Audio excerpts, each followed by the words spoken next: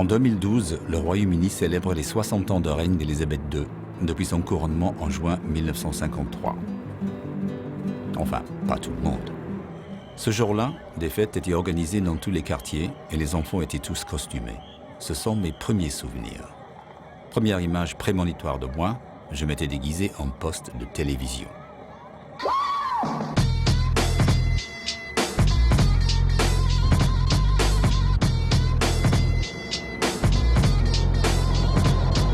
Toutes ces images sont restées gravées dans ma mémoire. Les grandes tablées, les gens qui dansent dans la rue, les enfants qui jouent. Après 40 ans passés en France, j'ai eu envie de sentir l'ambiance du jubilé qui se préparait, de saisir les relations complexes entre les Britanniques et leur reine. Certains m'ont accompagné dans cette balade, et le moins qu'on puisse dire, c'est que leurs points de vue divergent de façon étonnante. I think there's very little opposition to her personally, because she's extremely sober, very dull, says nothing at all, gets into no trouble, makes no mistakes. I think she has that very strong sense of duty, but also she is a supreme professional. She works incredibly hard. She does everything that is expected of her, and more. And I think she's both admired and greatly loved by millions of people, not only in the United Kingdom, but also in many other countries.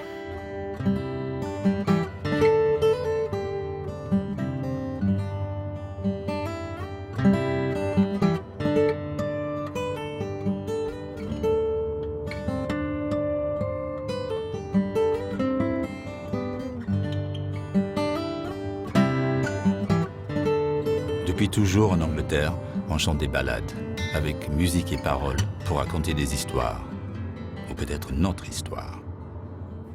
C'est ici, au centre de Londres, que cette histoire commence, le 21 avril 1926 à 2h40 du matin. Élisabeth Bowes-Lyon, la femme du prince Albert, fils cadet de George V, donne naissance à sa première fille, Élisabeth. 27 années plus tard, après une de ces péripéties dont le destin des rois et des reines semble avoir le secret, relire Shakespeare, elle deviendra reine d'Angleterre.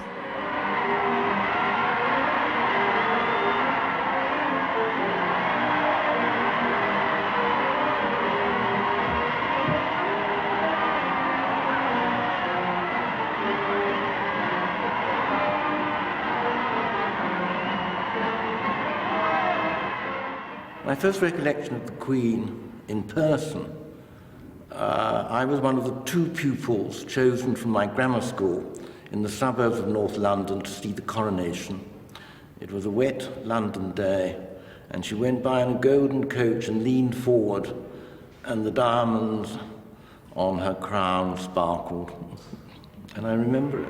The Queen leaves the palace, making her progress to Westminster on this, surely the greatest day of her life.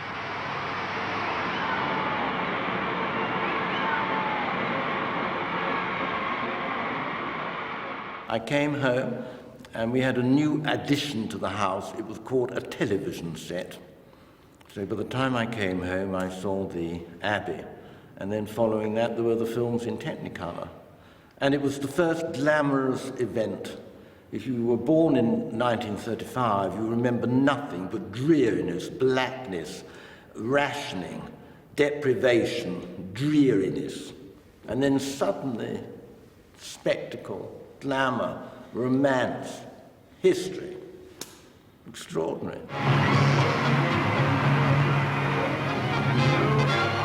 Through Admiralty Arch to Trafalgar Square. Never had so many people from Britain and from overseas gathered to witness so dazzling an event.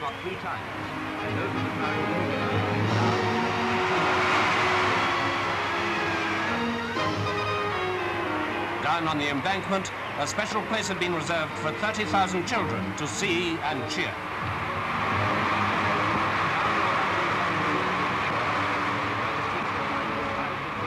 The Queen had a special smile for them, for indeed they will be the new Elizabethans.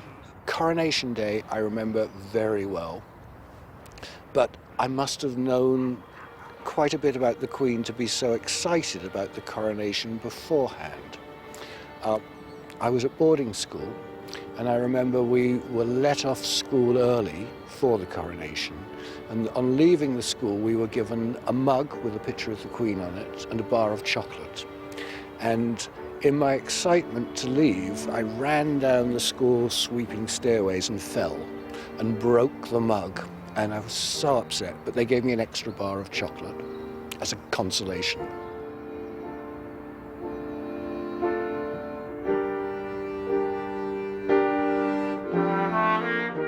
Le couronnement a donné lieu à des fêtes partout dans le pays.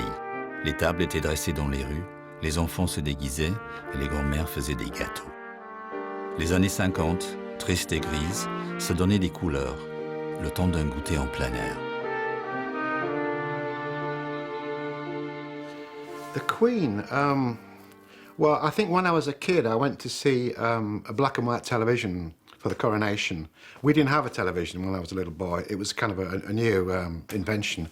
And we went to my uncle's house, and about 15 people watched a thing about this big in black and white for about 7 hours, really boring coronation. That's my first image of the Queen. Mm-hmm. No, it was mostly unrelieved tedium because we had to watch this grey flickering image about two people we knew nothing about in this very hot and overcrowded room with lots of boring people. So it's not a good memory, is it really?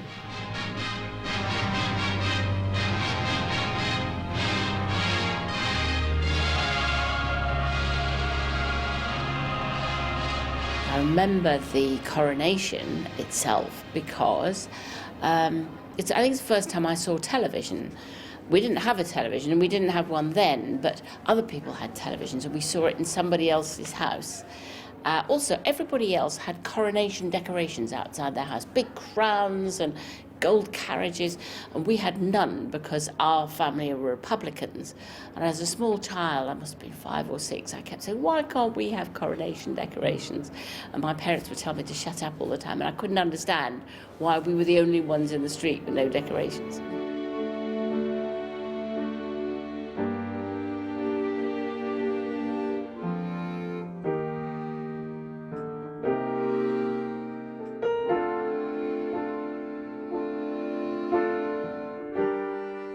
Les images qui me reviennent de ce jour en juin 1953 évoquent un souvenir, peut-être illusoire, de joie simple, partagée, qui transformait l'ordinaire de la rue où je vivais en lieu de fête.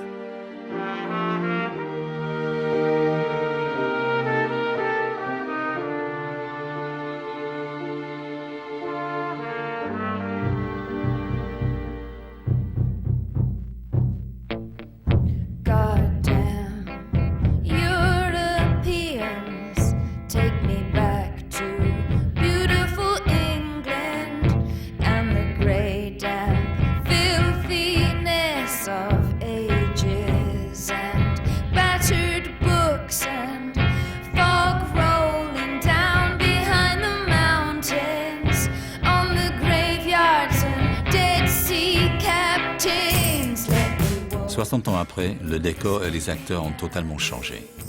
Comme dit l'écrivain L.P. Hartley, le passé est vraiment un pays étranger. Mais Élisabeth, elle, est toujours là, qui règne sur ce pays que le monde de 1953 ne reconnaîtrait certainement pas. Qui est cette femme qui va bientôt battre le record de Victoria, 64 ans de règne? Si la femme de 85 ans qu'elle est maintenant pouvait regarder dans les yeux de l'enfant de 10 ans qu'on surnommait Lilibet, que verrait-elle? Quel serait son point de départ? Pour commencer, elle n'aurait jamais dû être reine, parce que son père n'aurait jamais dû être roi.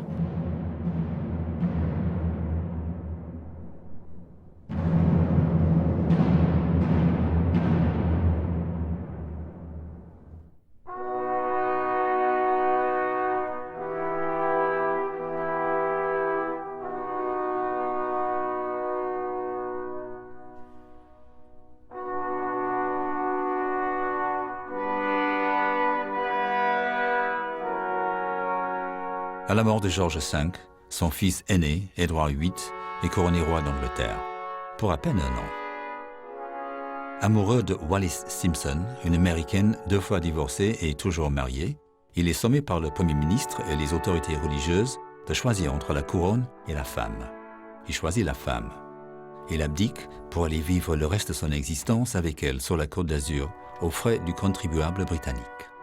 Son jeune frère Bertie, père d'Élisabeth, devient roi. This decision has been made less difficult to me by the sure knowledge that my brother, with his long training in the public affairs of this country, and with his fine qualities, will be able to take my place forthwith, without interruption or injury to the life and progress of the empire. And now we all have the new king.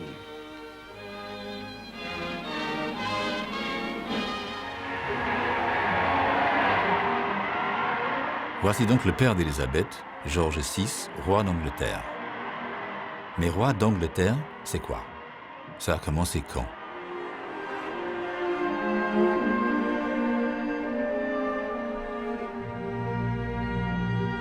Brutus, beyond the setting of the sun, past the realms of Gaul, there lies an island in the sea once occupied by giants.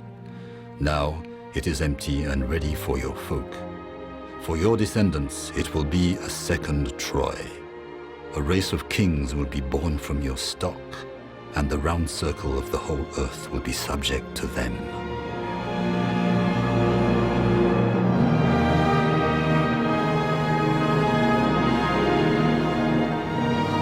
Voici comment, en 1136, Geoffrey of Monmouth raconte à sa façon, dans son livre « Histoire des rois d'Angleterre », le moment fondateur de la monarchie. Brutus, descendant d'aînés, fuit la ville de Troie et donne son nom à une île, Britain. Bien sûr, on n'est pas obligé de le croire.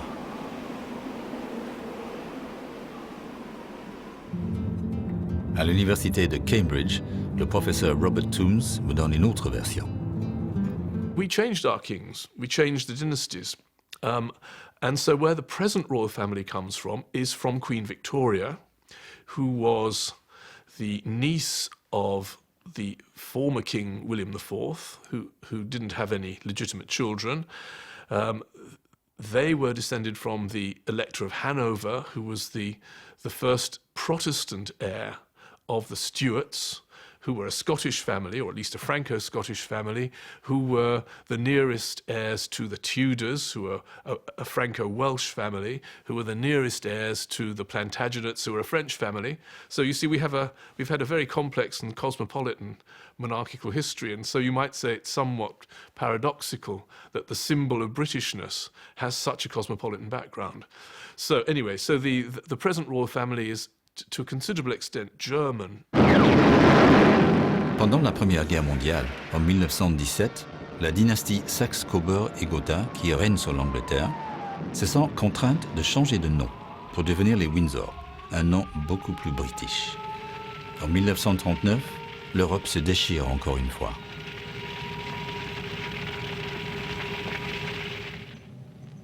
The Second World War was the apotheosis of the monarchy.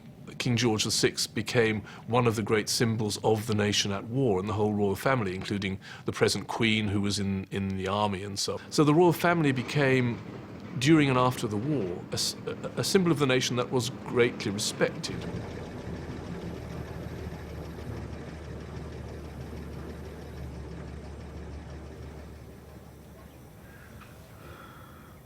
During the war, she was mucking in, she was with people. If you see the photographs, I mean, she's very young, but I mean, she looks very young and alive and playful and happy. I mean, at that point, she wouldn't actually have known she was going to be queen either. I think she was kind of just associated with the family. I mean, that's the thing, she wasn't prepared to be queen. She was going to be just a sort of royal person who would shoot things and have dogs and be with horses and do the stuff she liked.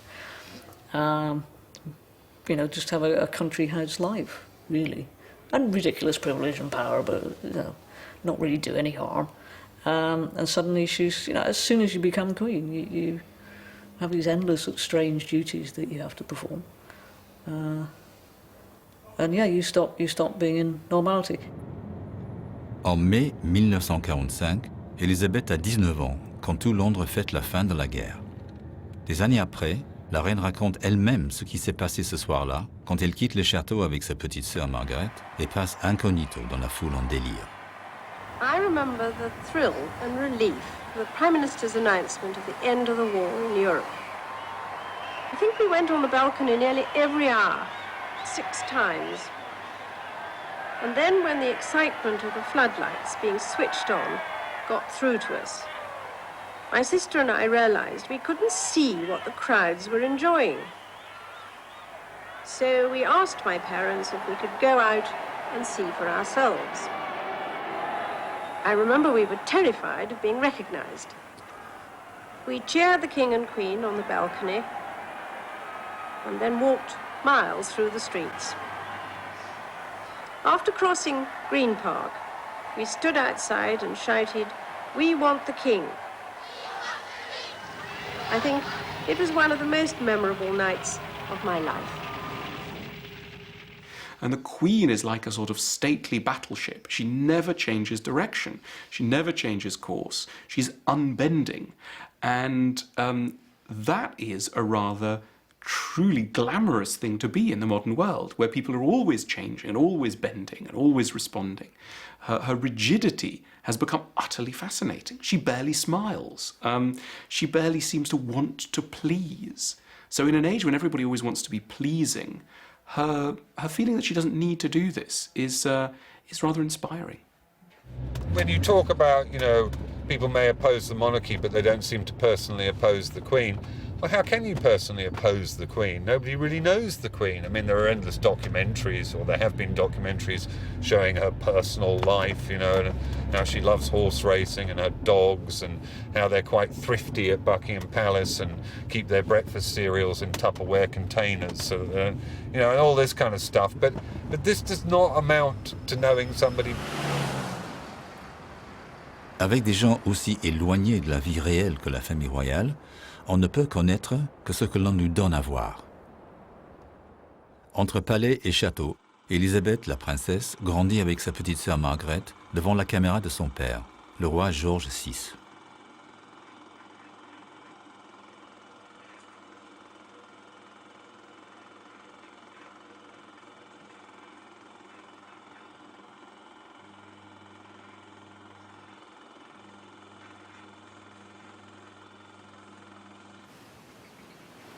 Dans les années 30 et pendant la guerre, l'apprentissage d'Élisabeth au métier de reine s'effectue entre des moments de vie familiale soigneusement mis en scène par les actualités de l'époque et les cérémonies publiques.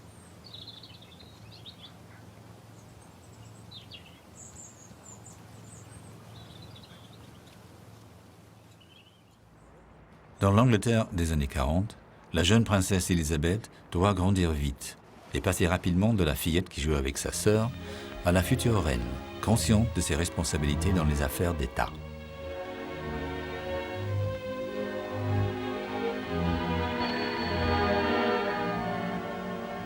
Yes.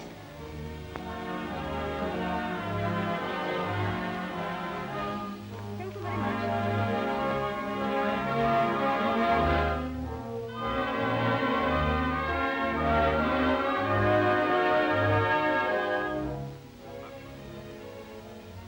Today, April the 21st, is the birthday of Her Royal Highness the Princess Elizabeth. The Princess is spending the anniversary quietly with the royal family at the King's house in the country. Looking at the archive photographs, you can see that the young Princess Elizabeth was an extremely attractive young woman. Now, clearly, the burden of office and the accumulation of gravitas which comes with being queen has changed, from a sprightly young princess into a figure who has perhaps got more in common with Queen Victoria than with Princess Diana. But just in terms of imagery, it's the Queen's as an icon, just as iconography. The Queen is an immensely successful piece of design, if one can speak in such disrespectful terms. Ces années d'apprentissage aboutissent à un serment étonnant de conviction en 1947 en Afrique du Sud. Le jour de son 21e anniversaire, elle s'adresse aux habitants de son futur empire. This is a happy day for me, but it is also one that brings serious thoughts. Thoughts of life looming ahead with all its challenges and with all its opportunity. There is a motto which has been borne by many of my ancestors, a noble motto, I serve. Those words were an inspiration to many bygone heirs to the throne when they made their knightly dedication as they came to manhood.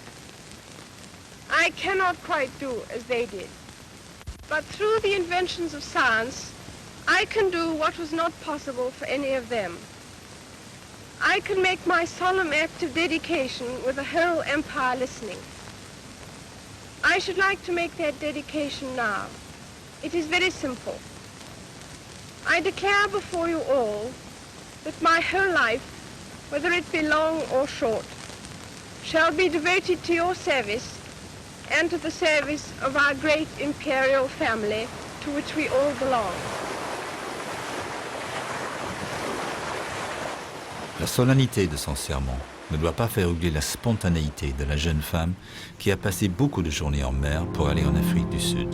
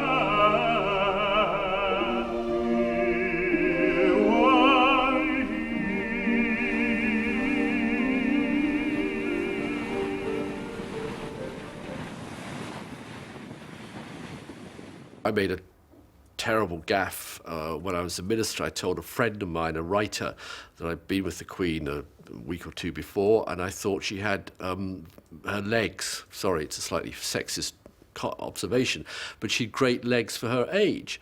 And this man, Giles Brandreth, promptly wrote it in a stupid newspaper article. And ministers are not supposed to repeat anything they see about the Queen or what the Queen says. I'm a Privy Councillor.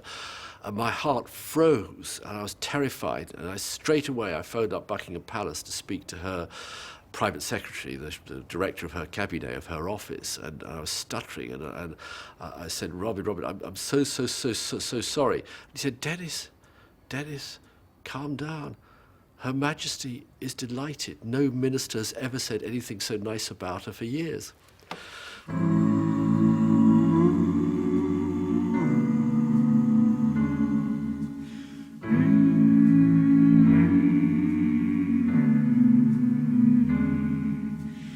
Evening shadows make me blue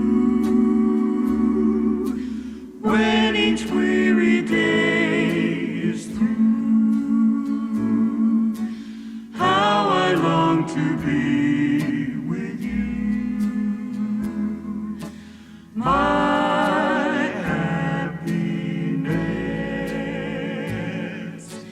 Every day I reminisce, dreaming of your tender kiss, always thinking how I miss. Well, the Queen is exactly the same age as my mum. So the Queen and my mother are the same person in my mind, and the Queen has been around, like my mother, all my life. I can't think of a time when she hasn't, as it were, been around. Pour moi, comme pour Hanif Kureishi, impossible d'imaginer un temps où la reine Élisabeth n'a pas été là. Cette même année, 1953, loin du palais de Buckingham dans la banlieue nord de Londres, elle incarnait pour moi, pour ma mère, pour les voisins, ce monde qui paraissait immuable. Pyramide, en haut de laquelle on se déplaçait en carrosse d'or et en bas de laquelle on s'est débrouillé avec les tickets de rationnement. I think it would be tempting and even exciting to think of the Queen as being a sort of good mother that keeps, as it were, keeps you safe from all those bad people out there. But I think, and I think the Queen is a dutiful and good woman. But the idea that somehow the Queen is the mother of the nation in this particular way seems to be completely off the point. That Britain is a real country living in a real world, and we have to deal with it in a realistic way that these fantasies of being protected by a good mother are really empty and of no use to anyone. I don't think there should be a royal family. I think it's ridiculous. I think it perpetuates the idea of an aristocracy and a class system which does horrific damage, and particularly in England, and continues to do particular damage in England. But and it's completely the luck of the draw. It's a lottery. So actually, I think the Queen is, in lots of ways, a very impressive person. She's done the job in lots of ways very well.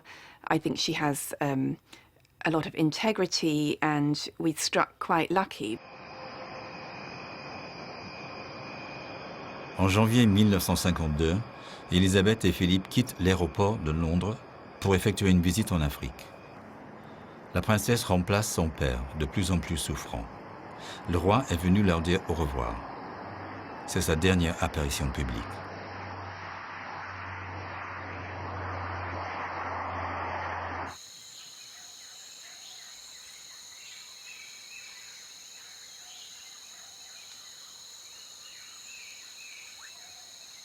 Au Kenya, le couple visite une réserve d'animaux et le 5 février passe la nuit dans le Treetops Hotel.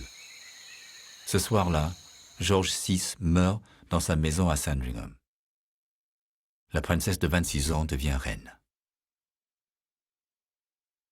Quand on lui demande sous quel nom elle va régner, elle répond « Le mien, quoi d'autre ?»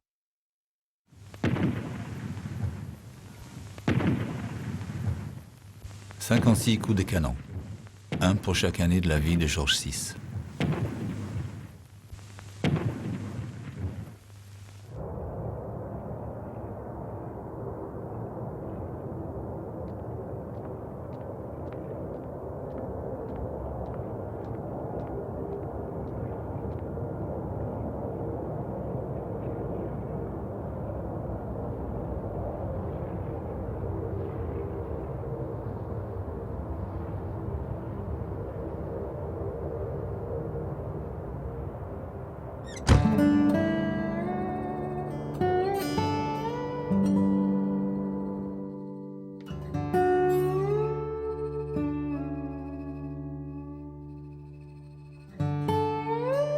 One voice and consent of tongue and heart, publish and proclaim that the high and mighty Princess Elizabeth Alexandra Mary is now, by the death of our late sovereign of happy memory, become Queen Elizabeth II, by the grace of God, Queen of this realm. God save the Queen. Hip, hip, hip. Hooray! Hip, hip. Hooray!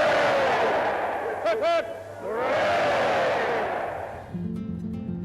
Oh yes, it's good to be a king.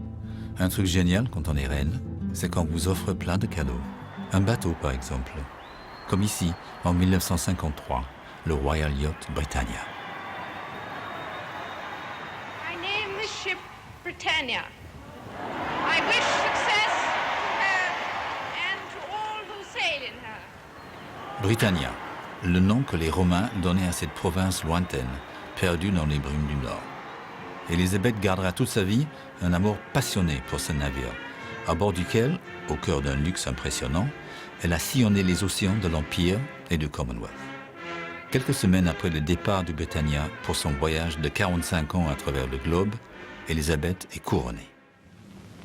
Will you solemnly promise and swear to govern the peoples of the United Kingdom of Great Britain and Northern Ireland, Canada, Australia, New Zealand, the Union of South Africa, Pakistan, and Ceylon, and of your possessions and the other territories to any of them belonging or pertaining, according to their respective laws and customs. I solemnly promise so to do.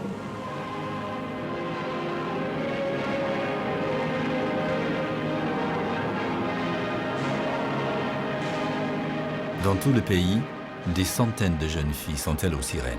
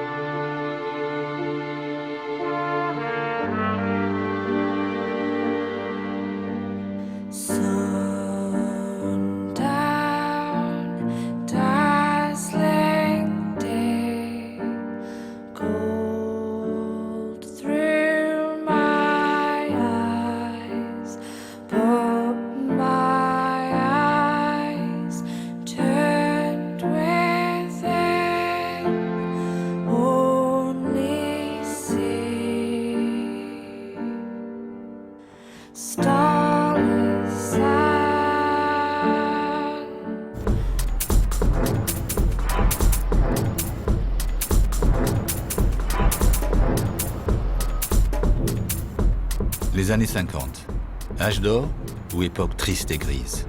Pas d'ordinateur, pas de téléphone portable, pas d'iPod. C'était comment?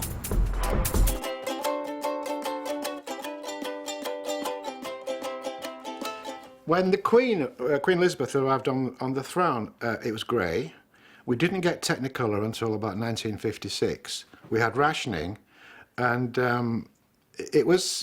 we took a long time to get out of the aftermath of the war. I'm afraid England still probably, but at the end of the 1950s, was living in the Second World War, the glories of imperialism, the failure of England that developed between 1960 and 1980 as every European country economically overtook England, even Italy at the end, was slightly ahead of us. So it was complacent, it was grey, couldn't get a drink after 2 o'clock in the afternoon, and the cinema was boring.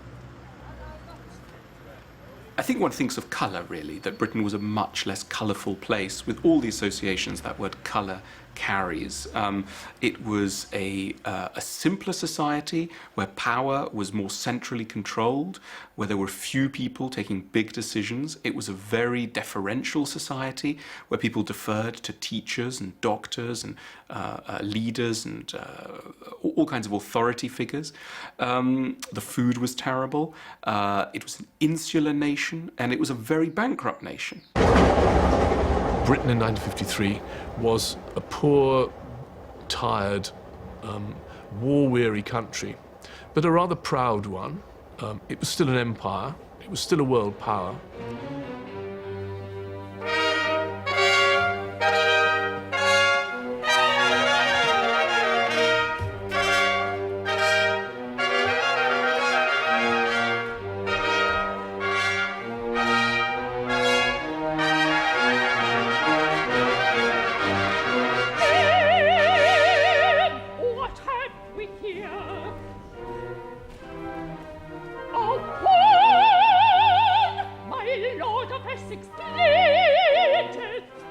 Une semaine après son couronnement, la reine Élisabeth assiste à la création de Gloriana, opéra de Benjamin Britten, sur Élisabeth I. Hark! It is a prince who speaks.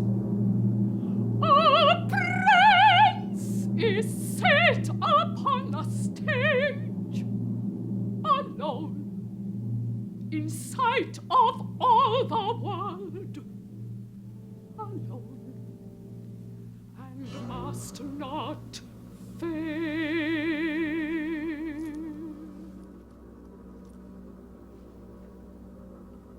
On dit qu'Élisabeth II n'a pas du tout apprécié l'opéra de Britten.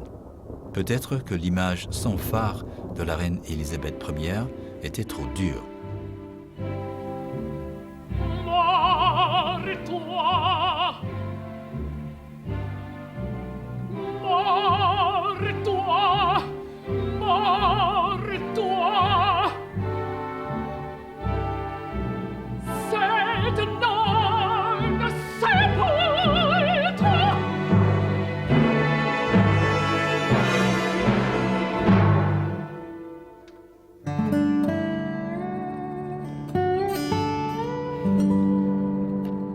La reine Élisabeth n'est pas seulement à la tête de l'État, elle est aussi gouverneur suprême de l'Église anglicane.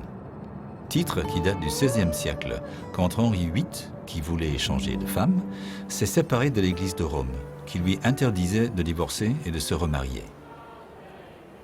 Elle a aussi le titre de défenseur de la foi, c'est-à-dire la foi chrétienne, anglicane. En 1953, personne n'y trouve rien à redire. The status of the Queen as the head of the Church of England and the establishment of the Anglican Church in Britain is a curious constitutional anomaly, and it tends to shore up at a covert level the idea that the Queen is head of state as of divine right. This very old-fashioned idea of the divine right of kings continues to lie under the surface there. The Queen takes her role as Supreme Governor of the Church of England extremely seriously. She is certainly a committed Christian. I think one of the best Christmas broadcasts that she ever gave. She held her prayer book, and you could see it was virtually worn away with use. I thought it was one of the most telling broadcasts that she ever gave. And as we beseech thee, thy servant Elizabeth, our anointed and consecrated Queen, direct all her counsels and endeavors to thy glory. I think the Queen's social conservatism is undoubtedly related to her strong Christian faith and her position as head of the Church of England. She feels that she has a duty to uphold Anglican values.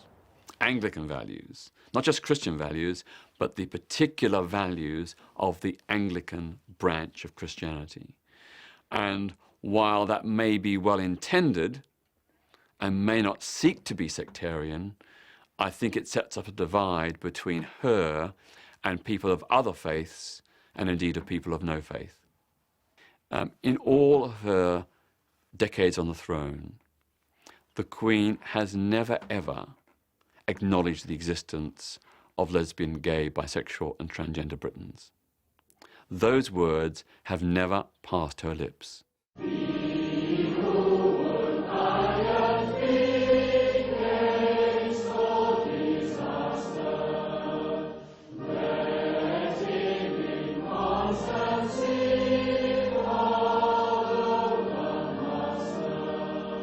There's a very stiff backbone at the back of how we run things, which basically has underlying it the idea that God picked a particular family. Except it wasn't even that family, it was another family before that family and some other families, and they're not even from it. She's German, he's Greek. They should be more European. They're not. But somebody dibbled them with oil at a certain point, and suddenly they can ruin people's lives. I don't think we should have a state church of any kind at all. We have 26 bishops who sit in the House of Lords and help make laws.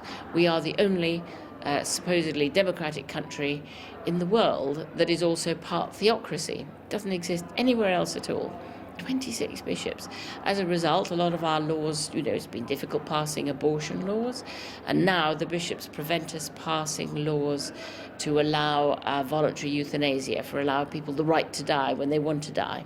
And it's the bishops who have mostly galvanized opposition to that. So they are quite influential on a lot of moral issues.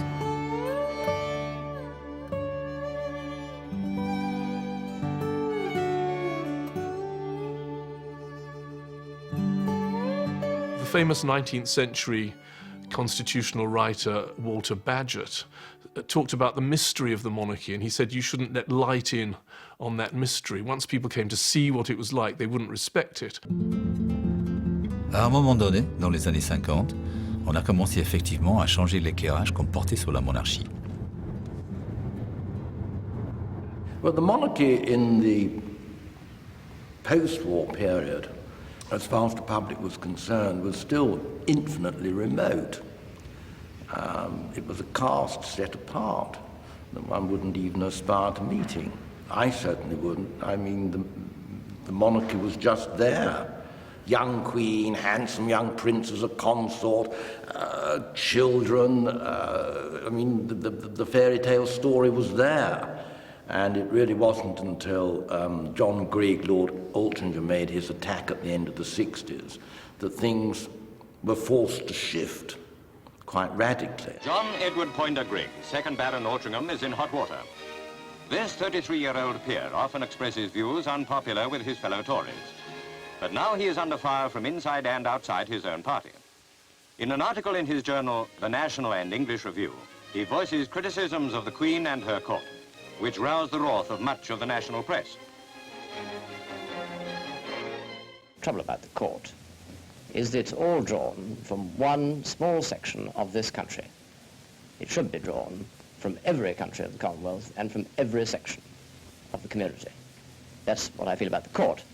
About the Queen's speeches, I feel that her own natural self is not allowed to come through.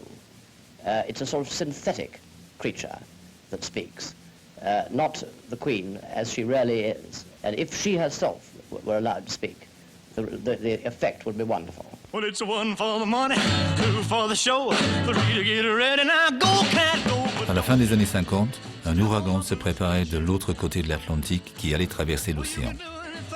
Tout ça à cause d'un jeune chauffeur de camion de Memphis. Le rock'n'roll allait déferler sur le monde endormi et bouleverser le pays en général, et moi en particulier. Je ne sais pas si Élisabeth a écouté les premiers 78 tours d'Elvis, mais je me rappelle encore la réaction de mon prof d'anglais à mon nouveau look. Mon Dieu, Kent, qu'est-ce qui vous est arrivé?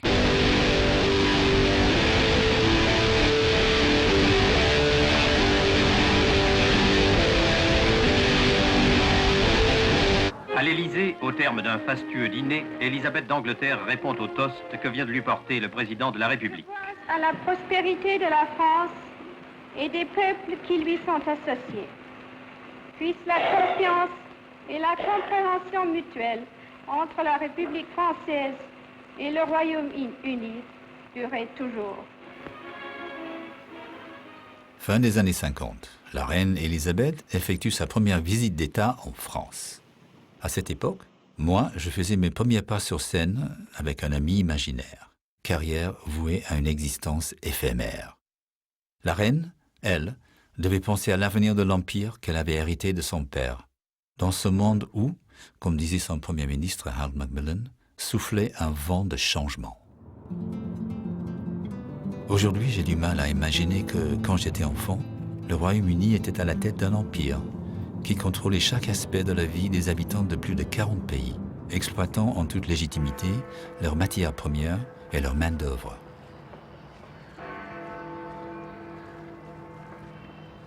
Father signed himself G.I., George Rex Imperator, King and Emperor, and the empire disappeared under her. It was already disappearing in the sense of India and Pakistan had been granted freedom, but all the parts of the map that were painted red slowly disappeared during her reign as all of Africa and Asian countries became independent.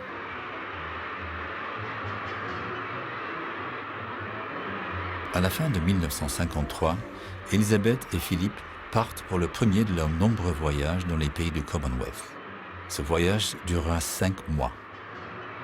Moi, je me souviens de Marianne, 8 ans, aux cheveux blonds cendrés, qui a brisé mon cœur de 9 ans quand elle quitte notre école pour partir avec ses parents au Kenya, servir l'Empire. When she came to the throne, Elizabeth II was head of a mighty empire that stretched all across the world.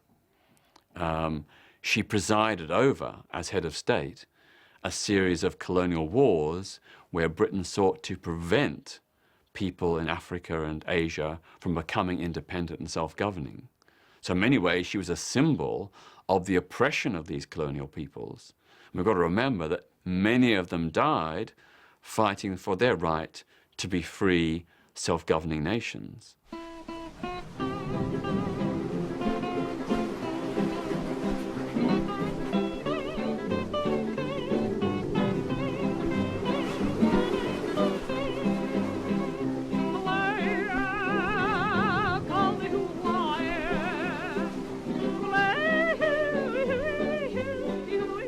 what is happening is, as you've seen the empire go into Commonwealth, and the future of that may or may not be certain, she still remains Queen of New Zealand, Australia and Canada.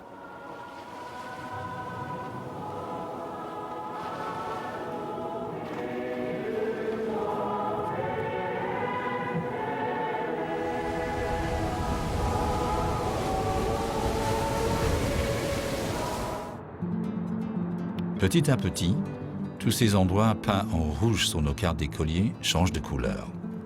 C'est à croire que ces gens-là ne comprenaient pas que l'homme blanc leur amenait les bienfaits de la civilisation et le salut des âmes, que cela n'avait rien à voir avec les matières premières ou la main-d'œuvre bon marché.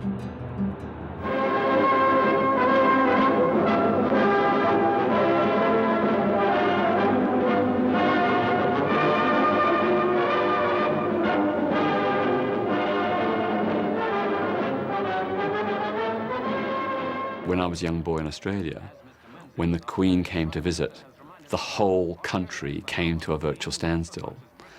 At every city she visited, people flocked in their tens and hundreds of thousands to see her. People left work, people left their homes. The arrival of the Queen was regarded as some incredible, momentous, significant, important occasion. And there was this incredible sense of that we were honoured by her presence, that we were in the presence of a semi-god or goddess. It was this incredible era of reverence towards the Queen personally and to the monarchy as an institution.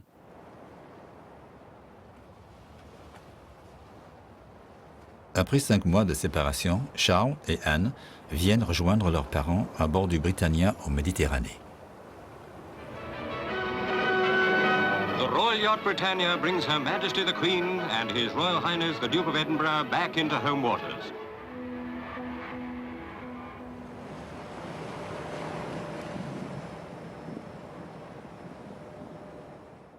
I think in the Queen's case, you have somebody who has done the job, if I can put it like that, for 60 years without putting a foot wrong. I think there's enormous respect for the way in which Her Majesty has always had this combined sense of both privilege and responsibility, acutely aware of the unique position she has as both head of a church and head of state.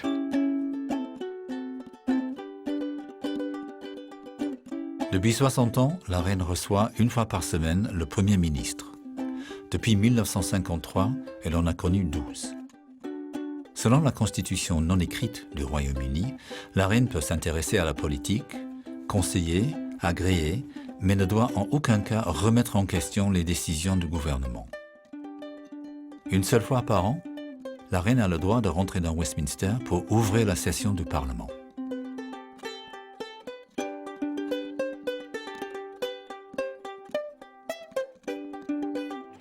My Lords, and members of the House of Commons, my husband and I look forward eagerly to the series of visits we shall make next year in the Commonwealth. In a democracy, to have people who are lords and who wear red capes with ermine trimmings and little crowns as your legislators is a terrible thing, really. You know, Oscar Wilde said England is the native land of the hypocrite, and I'm sure he had the impact of monarchy on British political and public life in mind when he said that. So the Queen's function, as I think most people know, is essentially a ceremonial one and a symbolic one. She symbolises the nation, she is the head of the state, she is the commander-in-chief of the army and so on. So it means that what she does symbolically, no politicians do in reality.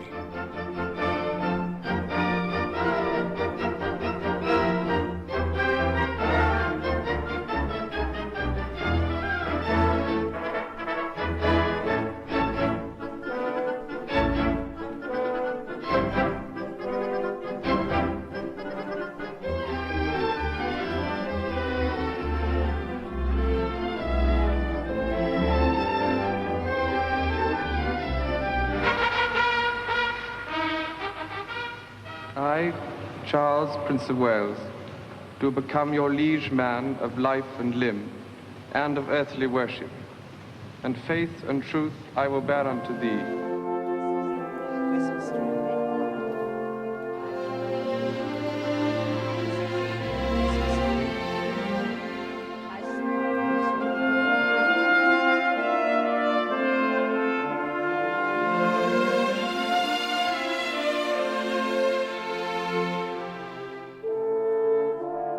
There couldn't be anything more tiresome than a moodish monarch, and that's why I think, just in terms of fashion, and I'm very interested in what the imagery of the Queen says about national identity.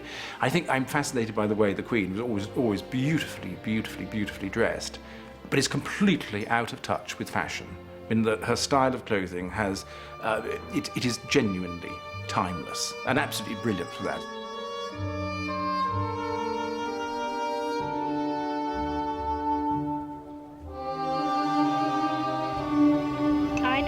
Ship, Queen Elizabeth II.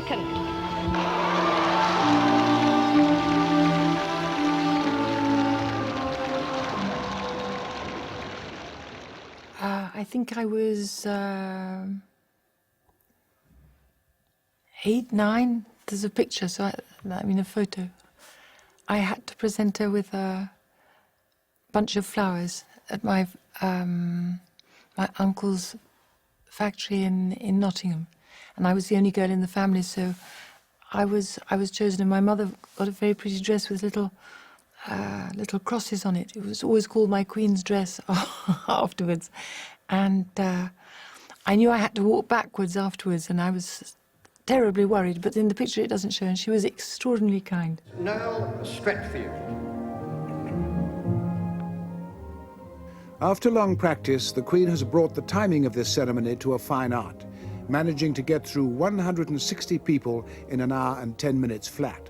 The Prince of Wales is said to take longer. Zena, Mrs. Williams.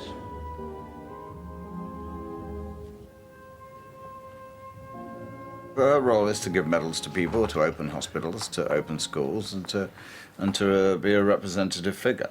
He doesn't have to do anything at all, no. She's a titular figure, it's a symbolic role. She gave me a medal the other day, a CBE, on which it said, for the King and Empire. No, for God and Empire. The only great causes are the lost causes. I walk around the house completely naked, just wearing my medal from the Queen. And I want you and your readers to think of me forever naked, with a CBE, pinned to my nipple. Le Commonwealth vacille en 1961. L'Afrique du Sud est sommée par les autres nations de renoncer à la vicieuse politique raciste de l'apartheid. Son Premier ministre, le docteur Verwoerd, refuse. L'Afrique du Sud quitte le Commonwealth et devient une république indépendante. À l'époque, l'Afrique du Sud compte 13 millions d'habitants, dont 10 millions sont noirs et n'ont pas le droit de vote.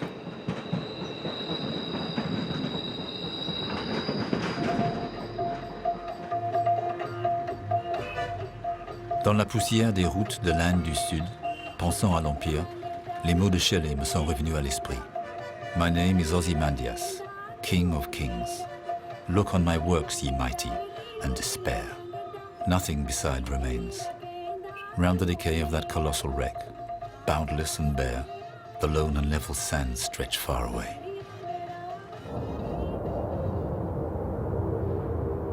Only in the British Commonwealth could the independence of so vast a nation as India have been achieved without impairing friendship with the parent country. Half a century has passed since a reigning monarch visited India. 50 years in which India, no less than the rest of the world, has been transformed. But it is perhaps characteristic of India that the Raj Path, the noble highway along which the Queen drove, is still called Kingsway. For some people, she is really purely, a representative of an era that is definitely over. And for many people, that is the era of empire. I think, this is one of the concepts to which the monarchy is associated. And, you know, obviously for most people on the left, you know, the subject, you know, empire is something that we need to atone for, that we need to move away from, to some extent that we need to expiate, and therefore anything that is linked to empire, such as, to some extent, the monarchy and the Queen herself, is obviously very, very negative.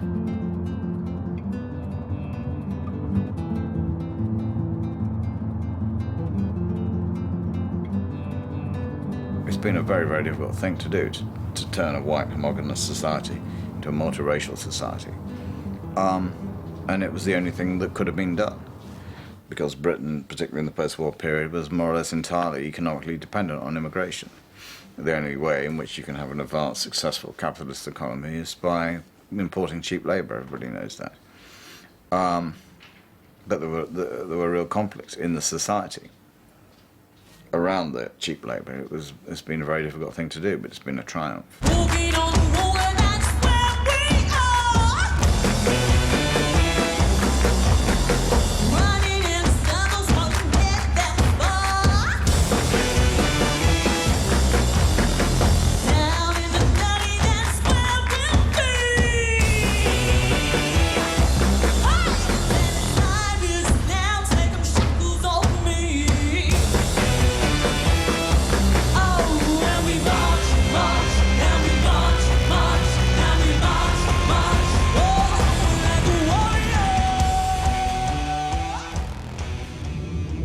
Ask my granddad now about the Queen, and Queenie's everything, you know, because Queenie's head of the Commonwealth, India, you know, Jamaica, Canada, Australia, and they've opened up the doors in the 60s to, you know, a whole community of people coming over to the UK, and now I'm the second generation in from that, and it has done nothing to benefit my personal life except stand from a perspective as a writer and an artist and say, what is my role in all this? How do I fit into all of this? Like, do I? And I don't always feel like I do. L'Angleterre a-t-elle vraiment essayé de construire une société où chacun peut trouver sa place? Parfois j'en doute. Yeah, I think that loads of people have lost hope, you know, serious. I sort of did a suppose a couple of years ago and stuff, do you know what I mean? Like, defo was just like, yeah, but just cause you just, in a sense, like, you don't, I don't know, even if you go to uni now or something and you put, you know, 4 years into it, in fact, I know people that have, you know what I'm saying? Everyone's saying, oh, look, nobody's getting a job afterwards and stuff, are they? Do you know what I mean? Like, and, yeah, and then, I don't know, what's the alternatives besides that? So I just get the fucking general feeling that it's about to all implode, I swear, do you know what I mean? I don't know, I just get that general feeling.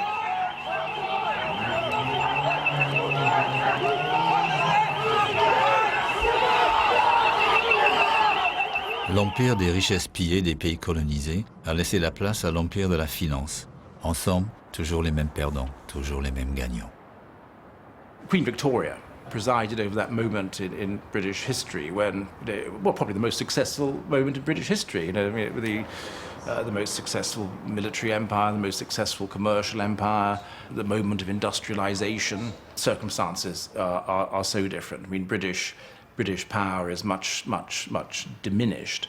But interestingly, even though British power is much diminished as compared with the 19th century, I mean, the status of the Queen is unchanged. If anything, I would say that the international status of Queen Elizabeth is probably greater than the international status of Queen Victoria 150 years ago. There needs to be change, and change is a good thing. And if we are to unite as a country, we need to acknowledge our differences and embrace them, not create a further divide, because the chasm is just growing larger and larger in my eyes, and has done since I was a little girl born in the UK. After all, I mean, the UK is just an island, and I think we all forget that as well. But it's an island that ran the whole world at one point, and up until 50 years ago, it still ran the country that my parents came from and my parents' parents came from. So it's a, you know, it's a mentality that we're all kind of, for me, slowly coming out of.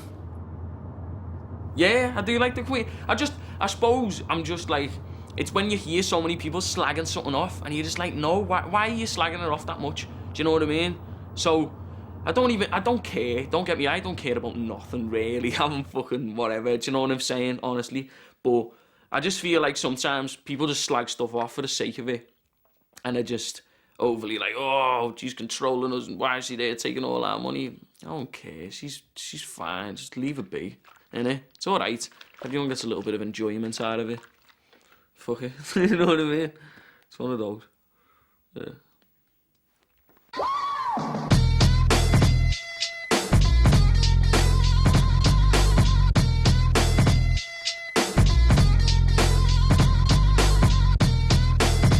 Yeah, check it, yeah. I'm still holed up, sitting alone, ready to go nuts, slaving over the hot stove, cooking up cold cuts. Yeah, so much for trying to keep out of trouble, cause I'm bored. Let's now get the beat out, let's run, my kid. Yeah, see the meats grinding and pulling pizza. I'm off cause it's £30 for the bitter. That's where you never seen the likes in your life. Plus, I owe you a free vows, I don't know to never. The tune's called Got It, so it's like people who've got it or whatever, but he sort of went with it in a different way, so he got like Mother Teresa in. He got like the Queen in. He got like a sumo wrestler in or something. So he just got all just mad characters in basically, yeah. But it doesn't really bear too much relevance to the tune except for, I suppose, the Queen's got it, hasn't she? Do you know what I'm saying? If someone's got it, the Queen's got it, haven't they? Do you know what I mean? So, yeah. The Queen's got it. La reine là. Oui, mais quoi?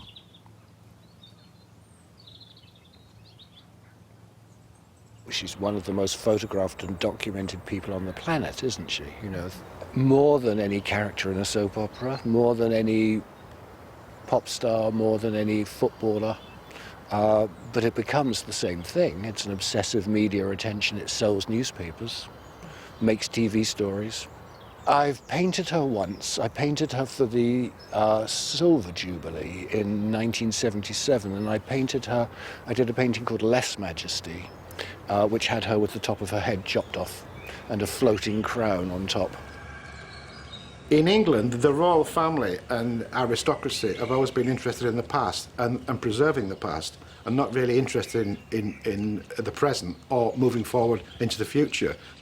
When you travel in a bulletproof car and you live in a palace, it's very difficult to actually communicate with everyday human beings like you and me.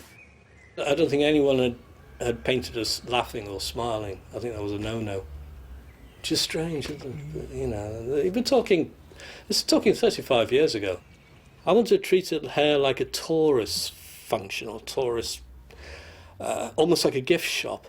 And all the items in the painting, like the mug, the corgis, I bought them from a kiosk opposite the Houses of Parliament on Westminster Bridge, and I think it's still there. And I went down there, I literally almost bought the whole painting, all the props in the painting from this thing. There's lots of interpretations of what she's doing with the book, but it was literally meant to be like looking almost back on her life. This is a scrapbook, but into an England, like I say, refugee from England, an England of our imagination, really, not the reality.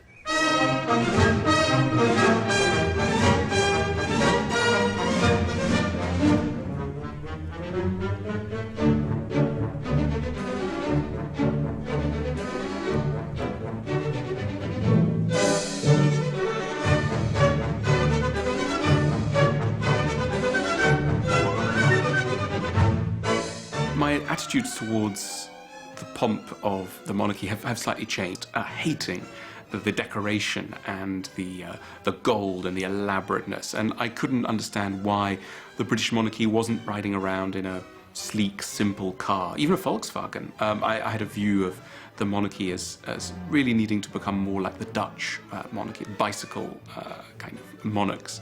But with time, I'm again starting to see the point of the pomp. I think the pomp is a way of saying this is not real life.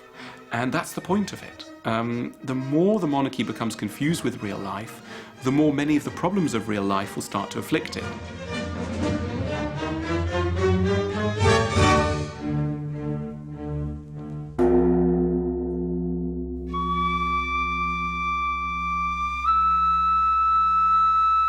Nos vies sont comme les plantes qui flottent au bord de l'eau, éclairées par la lune. Ryokan, moine zen. It seems to me that in other countries, well, at least in one other country, I'm thinking of Japan, the monarchy retains a very remote and mysterious existence.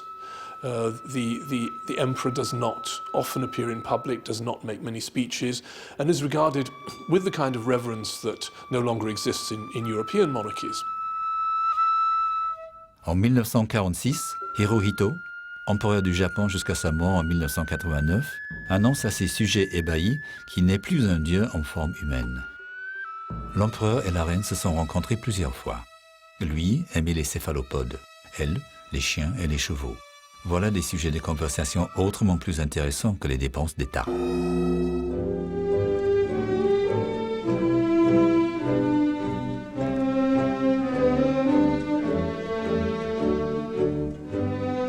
I think that pomp and circumstance is a part of politics that everyone really requires. Any polity, any political system needs some theatricality to it. That is how you build a polity, how you build a citizen's body.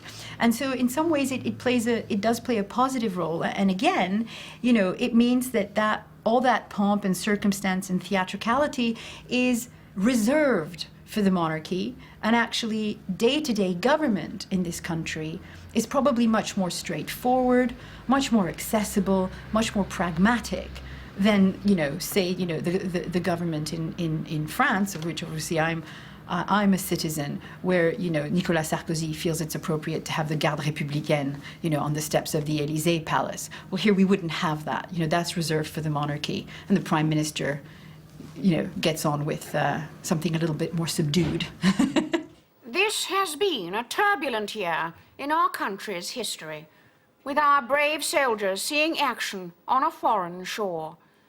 But it has also been a year of many notable firsts, none more so than this, my brand new DVD, available in all good shops Monday. The Queen's Speech 2004, now on DVD, packed with bonus features and hours of unseen footage. The outtakes. Over the past 12 months, my husband and I have tribbled widely, both at... Oh, God, did I just say tribbled? Piss it, Willy Wank. Oh, God, I'm so sorry. Here we go again. I'm sorry, love. Also included is the Japanese version of the Queen's Speech, never previously screened in Britain. 私の夫と私は道馬車を飲むと申しております。ウイスキーの王様の道馬車でございます。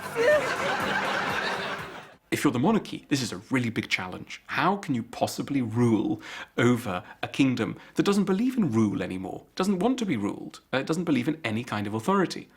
And I think that the Queen has done this very ably by essentially seeming like she didn't really want to rule you. She's just very busy doing this job called being the Queen. And it's not about taking your fun away or imposing new taxes or making your life difficult. It's just about doing queenly things.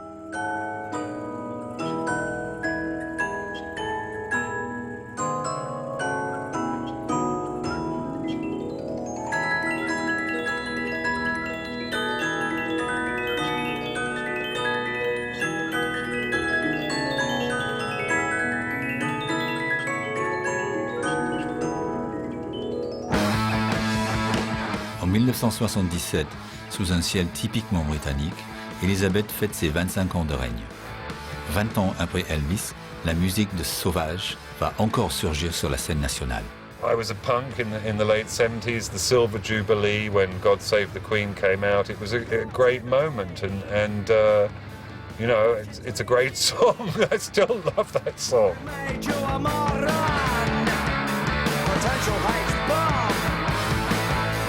God save the Queen. She ain't no human being. still one of my favourite songs. God save the Queen, she ain't no human being. It's true. I mean, she ain't no human, of course she is a human being, but she ain't no human being in her institutional role. She's a hierophantic figure, a hieratic figure, just a sort of cutout. It seems to me that the British spirit of vulgarity is alive in British pop, in the cinema. You see it in the books and so on. That it's a very important part of Britain. That sort of vulgarity, that sort of the jokes, the hatred of authority. I think it's a very important part of the British spirit, as it were. Lack of respect, anti-authoritarianism, and so on. And that coexists with the deference that some people have towards the royal family. Evening shadows make me blue when each weary day is through. Quel que soit le manque de révérence que puissent avoir les Britanniques, tout le monde adore les contes de fées. Et le plus beau de tous était en train de se préparer.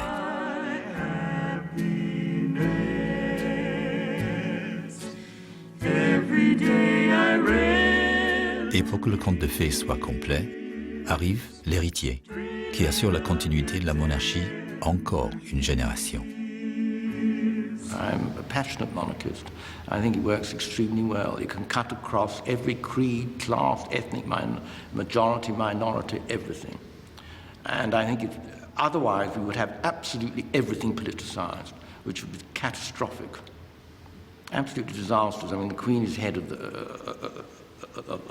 the forces, of the whole of the military side of this country. She is the fount of justice, she is the fount of honour, and she is the symbol of the nation, and it completely neutralises it. And I don't think she's ever put a foot wrong. She's never put a foot wrong in that area. She's often been slow to react, but when push comes to shove, she'll be shoved and she'll go along with it. 1992. Année particulièrement difficile pour la reine. Séparation et divorce de 3 de ses enfants, l'incendie au palace de Windsor. Dans l'opinion publique, la question du coût de la monarchie n'est plus un tabou. Even as the flames were destroying the state apartments of Windsor Castle, the government announced that the taxpayer would finance the restoration. It misjudged the public mood and emboldened critics. The public response to the fire surprised both the palace and the government. Affection for the royal family was almost an article of faith. But the public demonstrated that their support could not be taken for granted, and that the cost and scale of the monarchy mattered to them.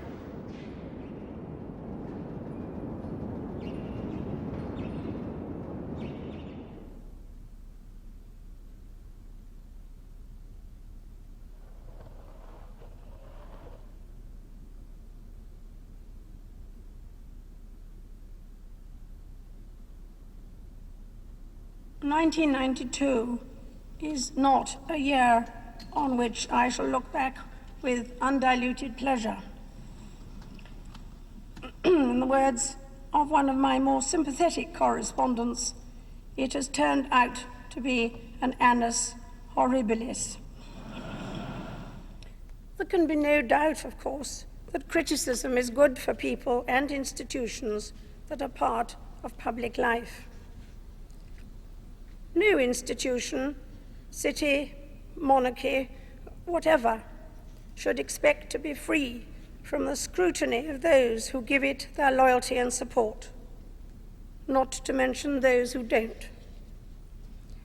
But we are all part of the same fabric of our national society, and that scrutiny by one part of another can be just as effective if it is made with a touch of gentleness, good humour, and understanding.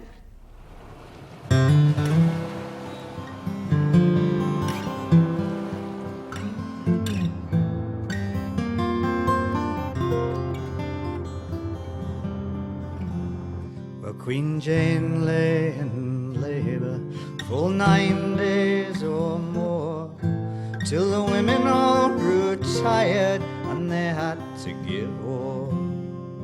Oh, good women, Good women as ye be, I pray, open up my right side and loose my baby. Oh, no. Septembre 1997. La famille royale connaît l'une des pires crises de son histoire. La princesse Diana, séparée de son mari, le prince Charles, fuyant les photographes, meurt dans un accident de voiture fin août à Paris. Le peuple britannique juge la réaction de la famille royale froide et indifférente. Il ne comprend pas pourquoi la reine ne quitte pas le château de Balmoral en Écosse.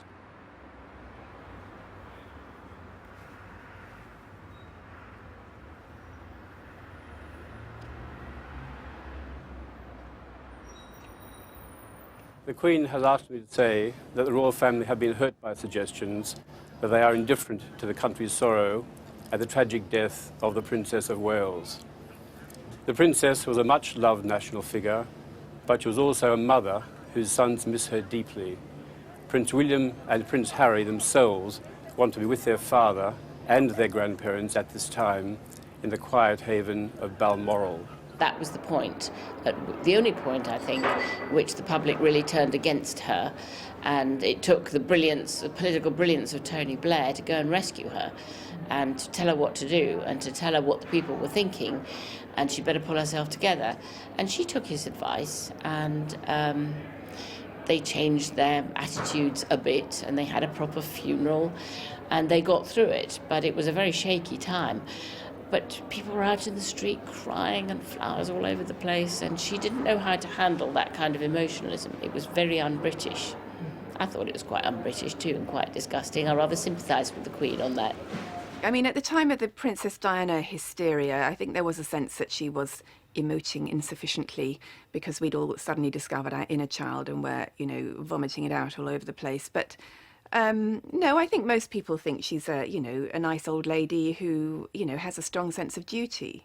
I mean, I do, when I watch her, if I'm with my mother at Christmas, I have to watch her on the telly, and my mother always cries, and sometimes I even cry because I think she's a good person. I think she cares about doing the right thing, and not that many people do nowadays.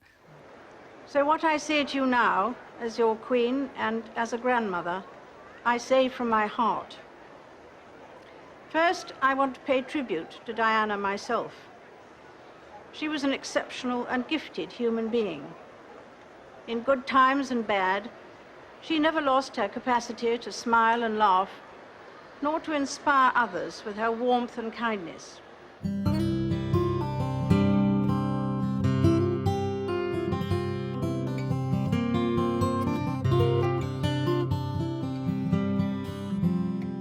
King Henry went to mourning, and so did his men.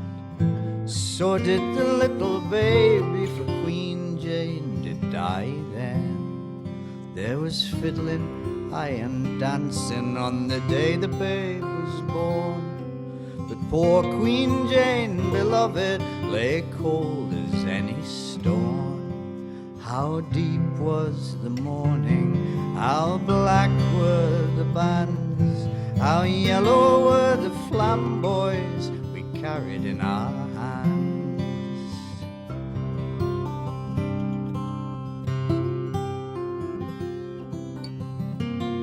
It's an extraordinary song, I think. It's a very, very tragic and very beautifully preserved piece. The idea of this woman trying to give birth and being unable to give birth and eventually dying. They're very loving people, and there's a tremendous sense of grief, beautifully painted. And I wonder about in the relevance of it to Princess Diana's death. There is a similar sense of national mourning. How deep was the mourning, how black were the bands, how yellow were the flamboys we carried in our hands. It's a phenomenal expression of grief there.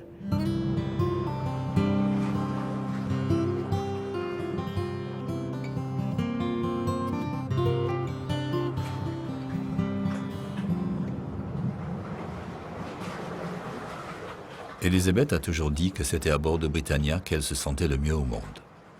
On peut voir dans ce bateau, devenu aujourd'hui un musée, comme une métaphore de la monarchie.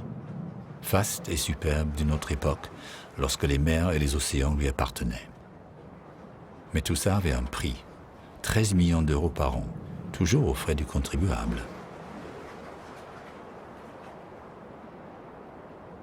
En 1997, le Britannique est retiré du service et la famille royale lui rend un dernier hommage.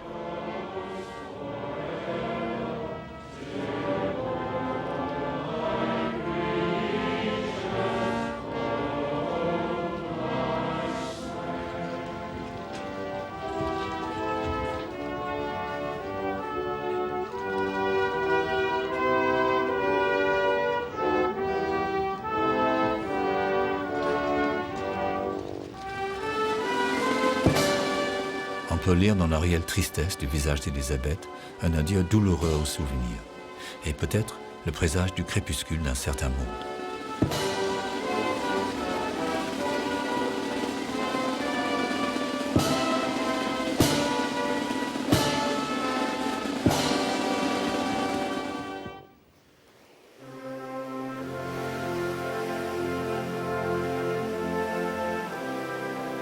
Après 1992, l'année horrible, après le désastre de 1997 et la mort de Diana, la vie allait encore porter des coups à la reine Élisabeth.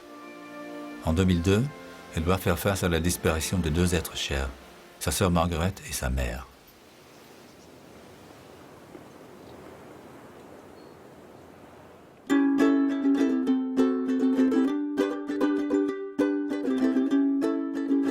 « 2002, c'est aussi l'année du jubilé d'or, un demi-siècle de règne. Élisabeth II assure toujours son métier de reine. 47 ans après sa première visite, elle célèbre l'entente cordiale à Paris. Nos deux pays ont choisi de faire de l'Europe et de l'Union européenne le principal vecteur de leur aspiration économique et politique. Ce choix n'entame pas les liens d'amitié, or elle n'est jamais acquise.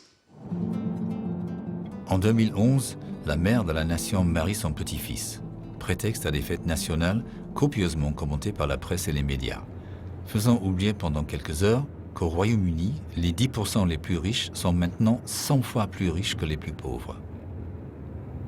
We live in Britain right now in a sepia world. It's nostalgia everywhere. And that is partly a symptom of just how difficult things have been in the past few years, just how vulnerable people have felt in terms of their employment, in terms of their savings, in terms of the housing situation. And so when there is a royal wedding, and even the very existence of the royal family, you know, that acts as a little bit of a panacea, a little bit of help in a period that feels particularly tumultuous.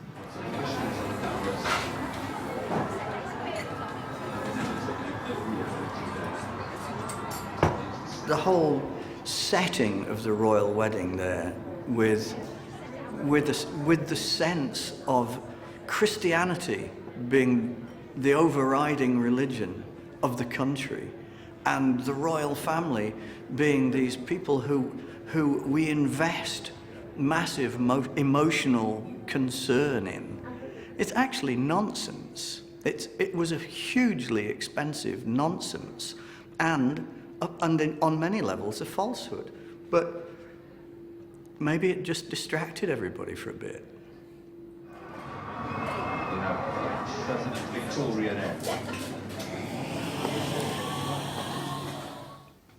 The wedding was just a rebranding, wasn't it, of Britain in a particular form. As you say, in the last 20 years, some of us have gone to some trouble to change Britain in terms of how it seems and feels to live here, that it's a more inclusive place, that it is a multiracial country, etc. The wedding is just a celebration of white upper-class hegemony, as we used to say. But it's a futile rebranding. I don't think anybody really believes it. It's a fairy tale. I was fantastically ill during the royal wedding. It was great. I didn't have to attend it. I sat in a deck chair in the garden until it went away. Sadly, it didn't go away though, because as soon as you did turn on the television, there was endless photographs of these poor people having to kiss each other because a mob was baying for them to kiss each other, because they can do that now. Presumably that will escalate until eventually they have to have sex on the balcony to prove that, I don't know, they're really in love or they're going to produce offspring. It's sort of medieval.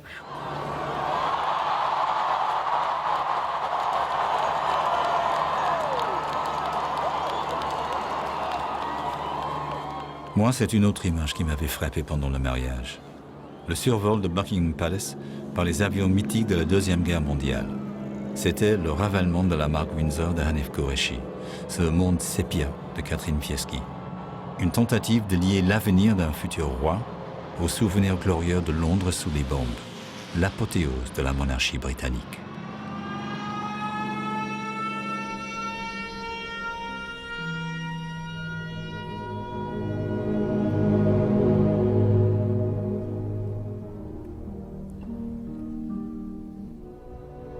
What though the radiance which was once so bright be now forever taken from my sight? Though nothing can bring back the hour of splendor in the grass, of glory in the flower, we will grieve not, rather find strength in what remains behind, in the primal sympathy which having been must ever be, in the soothing thoughts that spring out of human suffering, in the faith that looks through death, in years that bring the philosophic mind.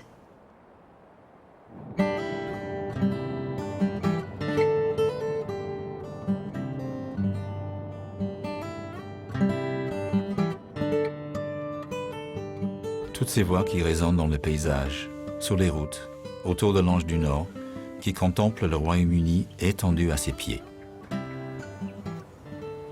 And therefore even Republicans tend to say the monarchy will survive as long as the Queen lives, and tend to say that perhaps things will change after her the country death. together, perhaps, but I'm not sure that it's about to fall apart. But is she a symbol of national unity and national self-respect? Yes, I really do think I cannot imagine the monarchy in any way being threatened. And that's how the monarchy survives, through reinvention. If it doesn't perpetually reinvent itself, it's finished. If suddenly there was no more Queen, if there was therefore no more Buckingham Palace, there was no more that, and there was a president, well, it would be odd. I think we should probably have another system. I think when the Queen finally dies, I think we will think about what we really want. At the moment, it's difficult because everyone's fond of the Queen. I declare before you all that my whole life, whether it be long or short, shall be devoted to your service and to the service of our great imperial family to which we all belong. L'image qu'on retient est celle d'une femme aimée, toujours respectée pour sa fidélité au serment fait à 21 ans. Quant à l'institution que représente la reine, il n'est pas interdit de penser que, une fois le dernier carrosse d'or parti du paysage, pour les enfants des enfants de 1953, la monarchie n'existera plus que dans les livres d'histoire et les contes de fées.